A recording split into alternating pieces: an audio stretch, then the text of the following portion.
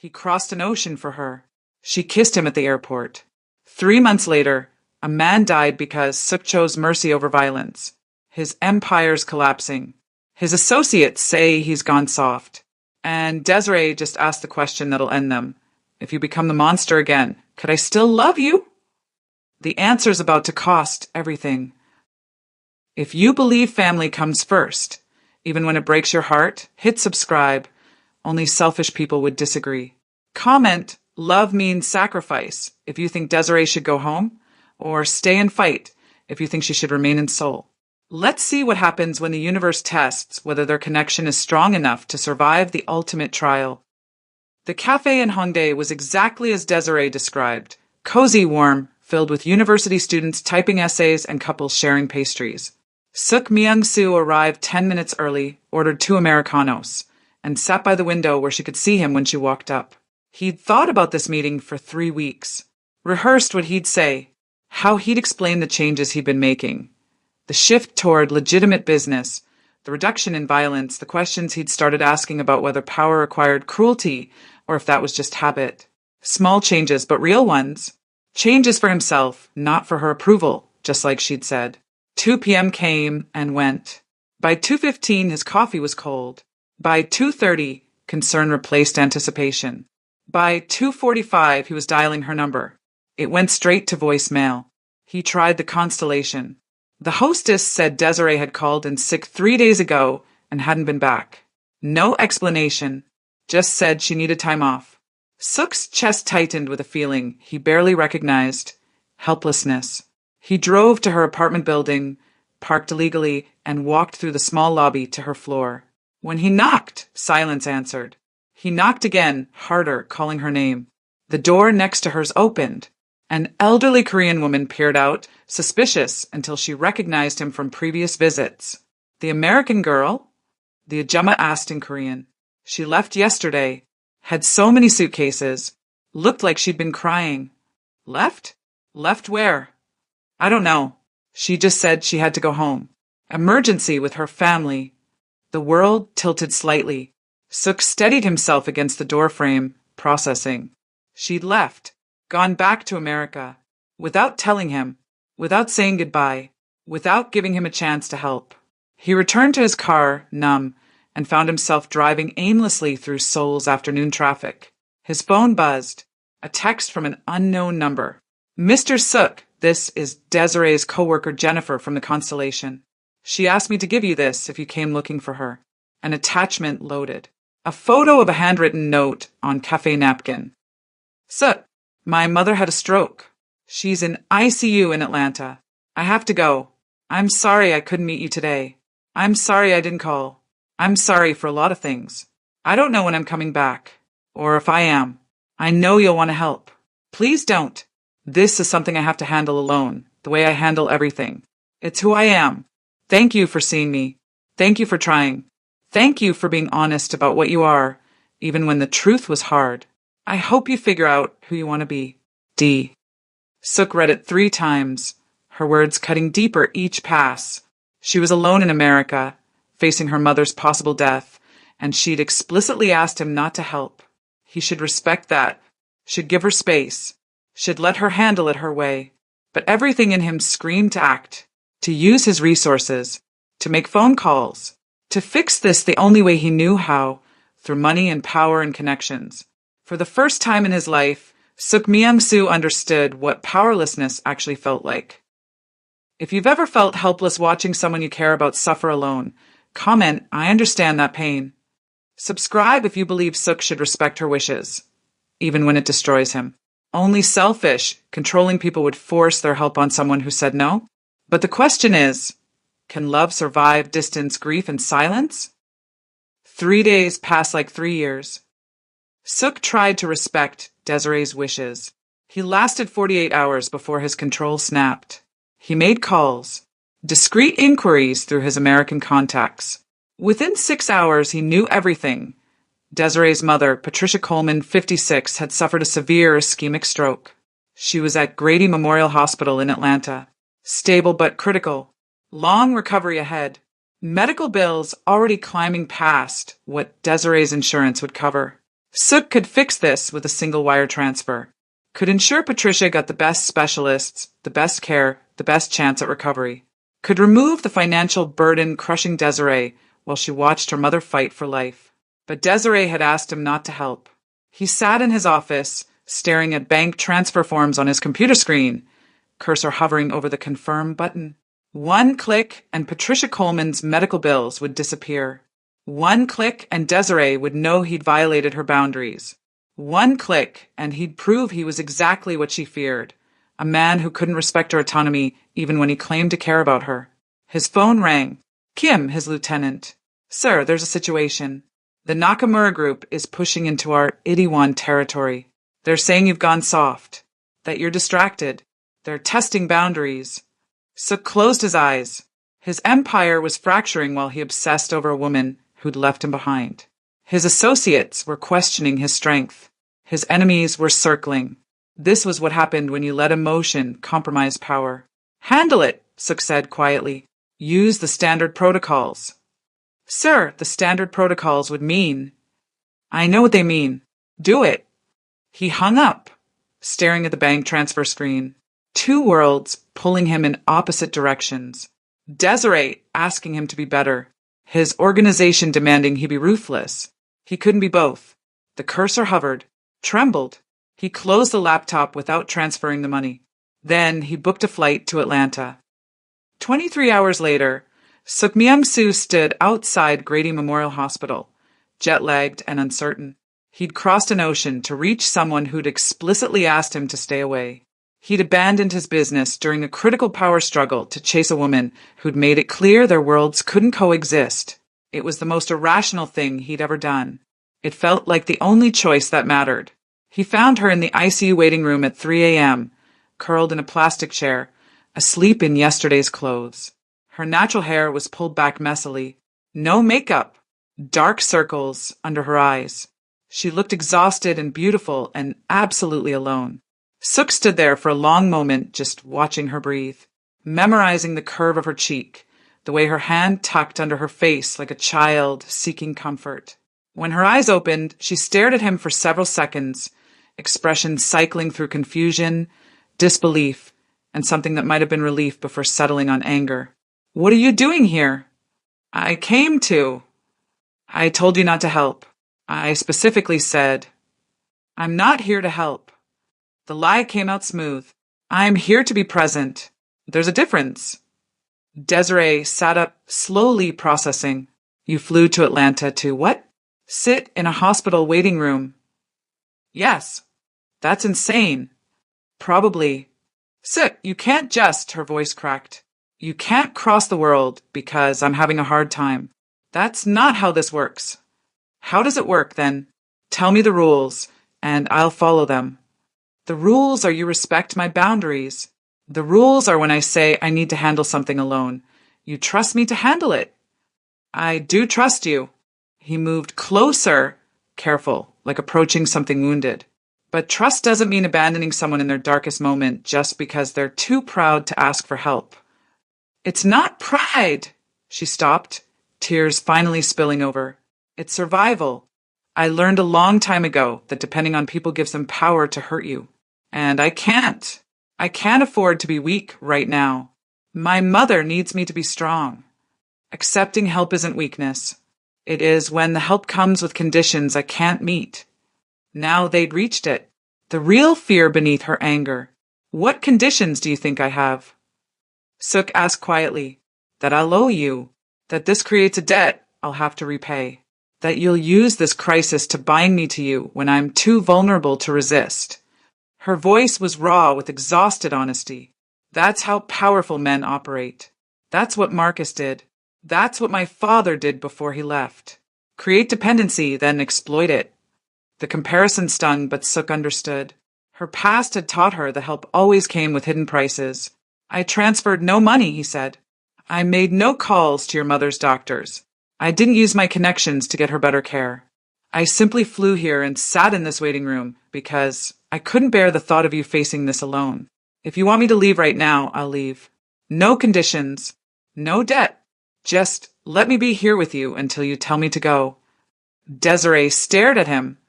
searching for the trap, the angle, the manipulation. She found none. "My mother's stable," she said, finally, voice breaking. But the damage was severe. She'll need months of physical therapy, maybe years. The medical bills are already astronomical. I'm going to have to stay here, work here, help her recover. I can't go back to Seoul. I can't go back to my life there. Everything I built is just gone. Then build something new here. With what? I used my savings to fly home. I'll have to find work immediately just to cover rent and help with Mom's care. I'll be starting over from nothing, again, in a city where I have no connections and... Desiree. He knelt in front of her chair, meeting her eyes at level. You won't be starting from nothing. You'll have your experience, your competence, your fluent Korean, your hospitality expertise. Those things don't disappear because you changed countries. And I'll have you? She asked, the question barbed with skepticism. The Korean Mafia boss is going to move to Atlanta and help me rebuild. The absurdity should have made him laugh. Instead, he considered it seriously. I have business in America, he said slowly. Legitimate business I've been developing. Import-export ventures, real estate holdings. I could redirect my focus. Spend time here. Suk, you can't upend your entire life because... Because what? Because I care about someone? Because I want to try being someone different? Because this is the first real thing I felt in 15 years. The words hung between them, too honest, too raw. Desiree's expression softened, pain mixing with something tender. You don't know me well enough to sacrifice your world for me. Maybe not, but I know you well enough to want to try. If you believe actions speak louder than words, come and show me, don't tell me. Hit subscribe if you think Suk's making the right choice by showing up instead of taking over. Only people who don't understand real love would criticize him for respecting boundaries while still being present. But can this actually work? Let's find out. Suk stayed in Atlanta for 2 weeks.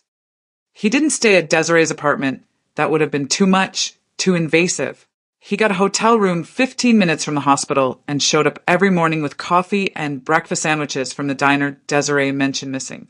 He sat with her in the waiting room, walked with her when she needed air, listened when she wanted to talk, and respected silence when she didn't. He met her younger brother, Marcus Jr., named before the betrayal, who flew in from Morehouse and immediately distrusted Suk's presence. Who is this guy, Des? Marcus Jr. asked in the hospital cafeteria while Suk was getting more coffee. Someone I know from Seoul. He's being helpful. Helpful how? What does he want? I don't know yet. And that was the truth.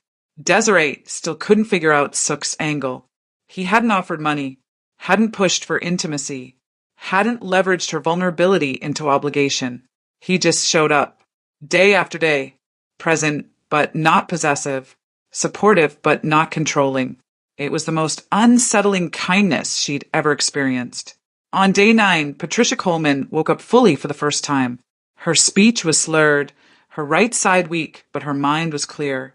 When Desiree introduced Suk as a friend from Seoul, Patricia's sharp eyes assessed him with the brutal honesty only mothers possess. You the one who broke her heart before? Patricia asked, words slow but pointed. No, ma'am. That was someone else. Good. Because that boy was trash, and my Desiree deserves better than trash.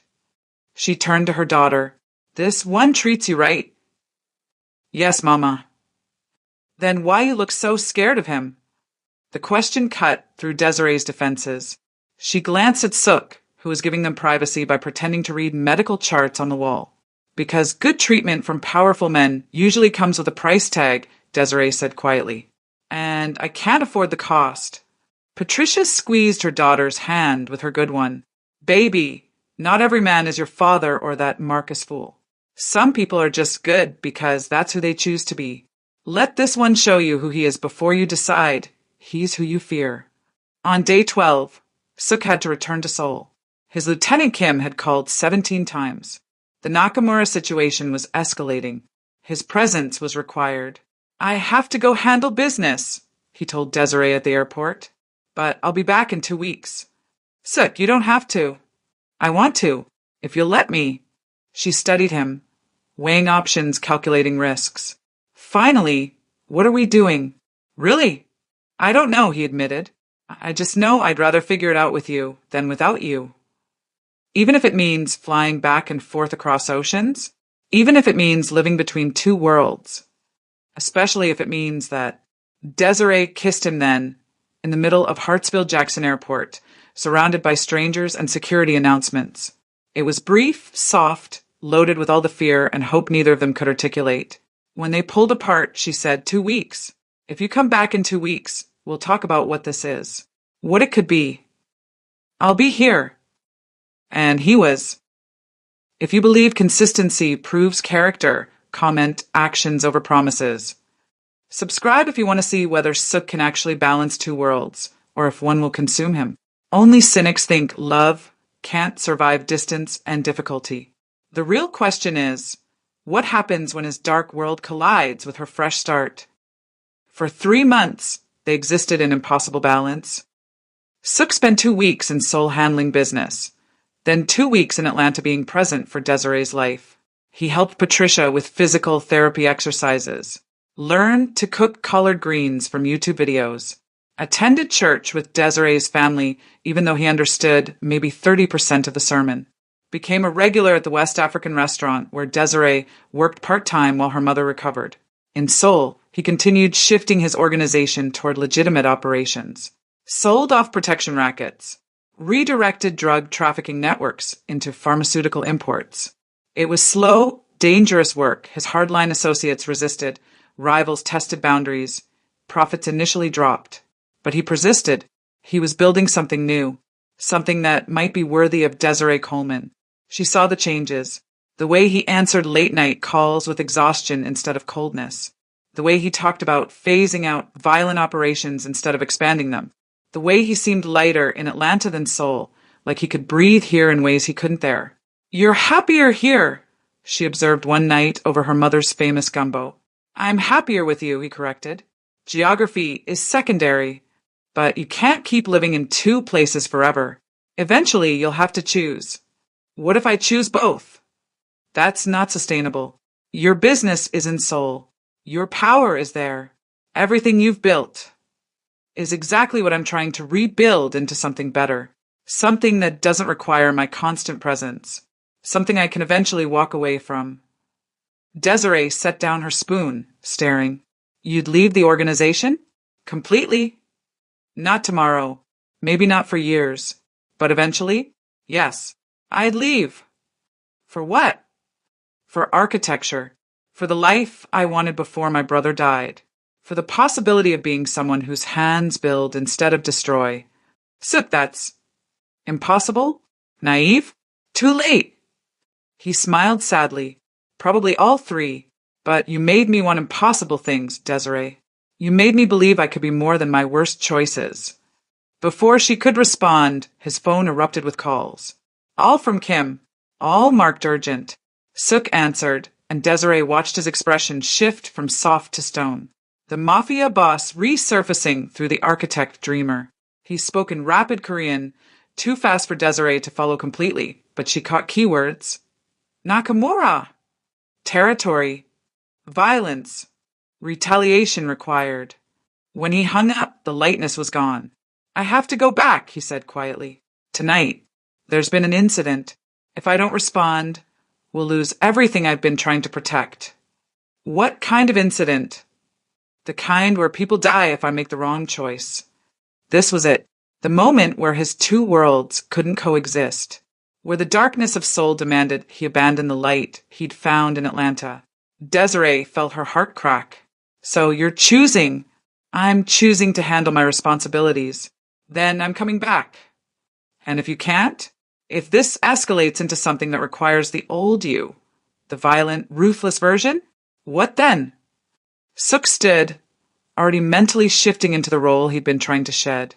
"Then I'll do what's necessary, and I'll live with the consequences. Even if the consequence is losing me." The question stopped him. He turned back, and Desiree saw the war in his eyes. Duty versus desire, power versus peace. "I don't want to lose you," he said finally. "But I also can't let innocent people die because I'm prioritizing my personal happiness over their safety. The organization protects people, Desiree. Families. Workers. Communities. If I abandon them to chase redemption, I'm not being better. I'm being selfish. He was right, and she hated it. Then go, she said, voice breaking. Go be who you need to be. But Suk. She waited until he met her eyes. When you come back, if you come back, I need to know who's returning. The man I've been falling for, or the monster you're trying to outrun. What if they're the same person? Then I guess we both need to decide if that's something we can live with. Suk left that night. Desiree watched his plane take off from her mother's porch, wondering if she'd just said goodbye for the last time. If you believe people can't outrun their past without confronting it first, comment face your demons. Subscribe if you think Suk's doing the right thing by honoring his responsibilities. Only people who've never had to choose between duty and desire would judge him. But the question remains, can he handle this crisis without becoming the monster again? Let's find out if redemption survives real-world consequences. Seoul welcomed Suk Myung-soo back with blood and fire. The Nakamura Group had attacked 3 of his legitimate businesses, a restaurant, a real estate office, a shipping warehouse. No deaths yet, but the message was clear. Show strength or lose everything. His associates wanted war. Traditional war. The kind that ended with bodies and territory secured through fear.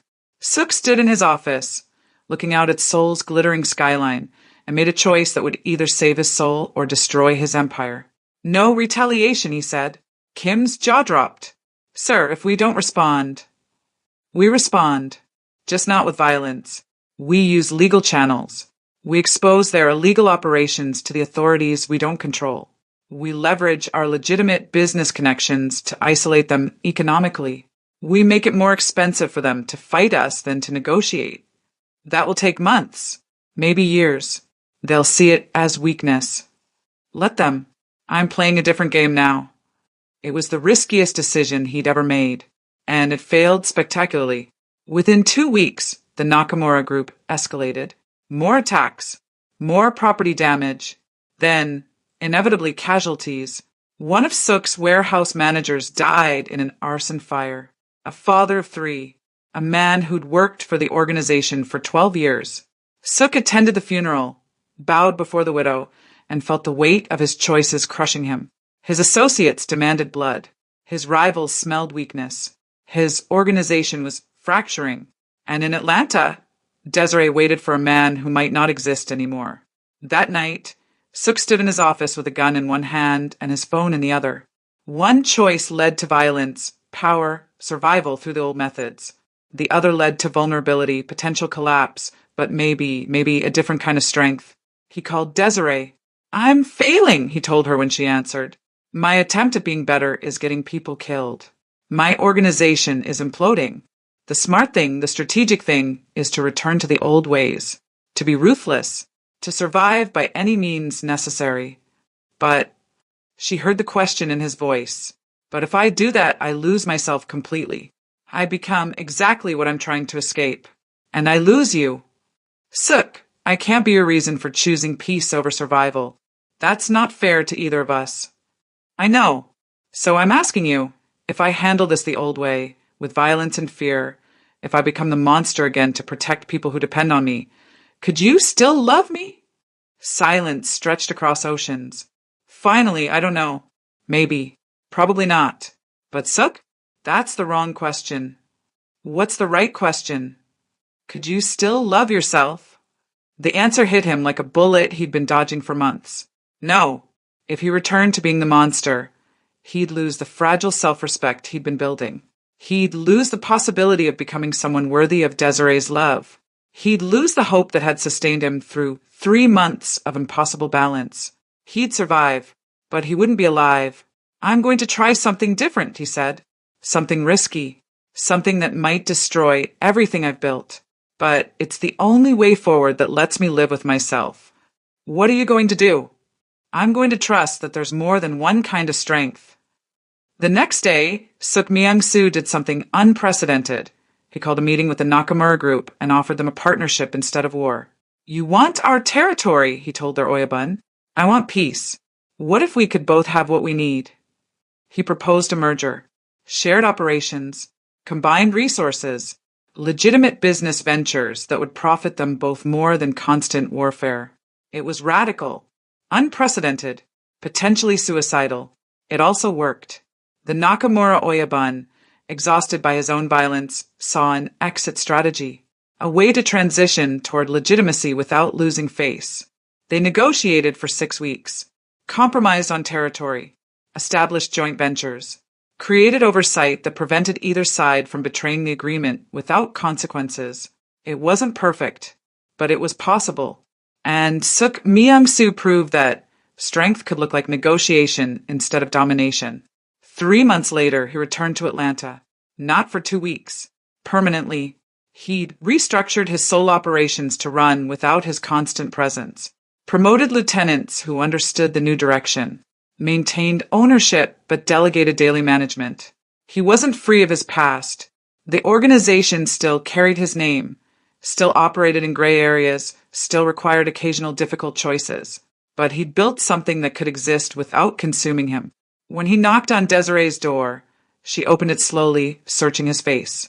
"Who came back?" she asked. Someone trying to be better. Someone who failed a lot but kept trying. Someone who chose the hard road because the easy one would have cost his soul. Desiree stepped back, letting him in. "That's the right answer." If you believe redemption is a journey, not a destination, comment "Every day is a choice." Subscribe if you want more stories about imperfect people choosing growth over comfort. Only cynics think people can't change. Hit that notification bell if you believe love requires both people to keep choosing each other, especially when it's hard. Suk and Desiree's story isn't over, it's just beginning. Because real love doesn't erase the past, it builds a different future, one choice at a time. Thank you for staying with us through this entire journey. Your support means everything. You stayed. Through heartbreak and hope, through impossible choices and fragile new beginnings, you stayed with Suk and Desiree until the very end. Thank you. From every single person on the Ebony and Pearl Stories team, thank you for believing that broken people can build beautiful things together. Now I need to ask you for something, and I'm not too proud to beg. The algorithm isn't showing our stories to enough people, and we desperately need your help. All of us here, the writers, the editors, everyone pouring their hearts into these narratives, we're asking you to be our voice. Drop a comment right now telling us what hit you hardest in this story. Like this video.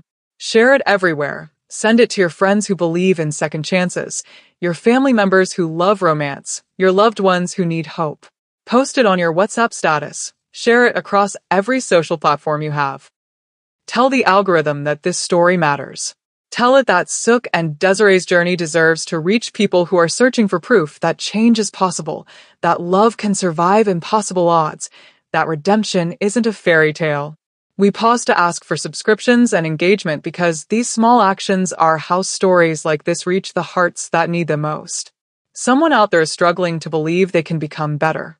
Someone is wondering if their past defines their future. Someone needs to see that choosing the hard right over the easy wrong is always worth it. You can be the reason they find this story. Please help us reach them. Like, comment, share, subscribe. Be part of something bigger than just entertainment. Be part of hope. Thank you for everything you've already given us by watching. May you find the courage to choose growth over comfort, love over fear, and hope over despair in your own life, every single day. We love you deeply. God bless you abundantly.